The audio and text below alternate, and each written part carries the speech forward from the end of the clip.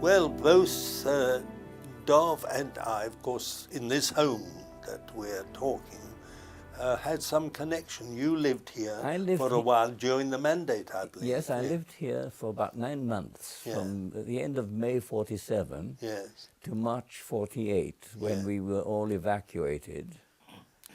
But it wasn't quite as elaborate as it is now. There was only the top part then. Yes. And so it's, that certainly is a connection. Yes. Well, yes, I mean, we bought the house in 1977, just at the point that Mr. Begin, Menachem Begin, won the election for the first time by a landslide. May 1977. Yes. And then there was a boom in the property thing that began more or less with his winning of the election. Yeah. And mercifully, we got this house just before his election. So the result was that the whole house we bought for $160,000. Within months, it had already shot up to 2 million. Amazing.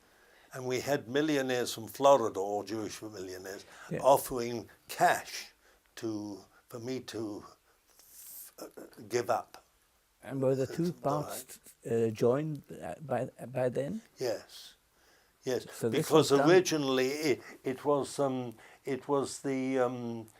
idea of the president of the Israel Museum to make this a VIP guest house for the museum.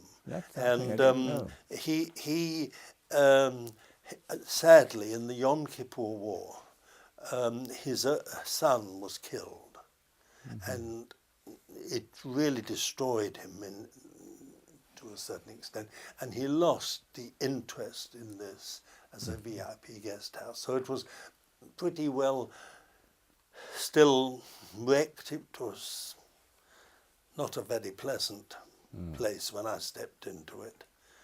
But still, it had all the feelings about it, the house itself. It's a wonderful dwelling. Yes, it was, yes. But that, he went all over looking and decided that this particular house was the best one for this idea of a VIP. It was probably the only one where you could actually link the top and the bottom.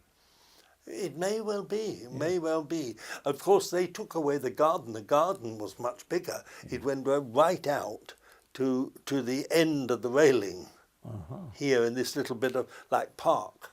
That is, now we have a small garden, which is like a water garden, and then beyond that, but originally it went right out to the garden.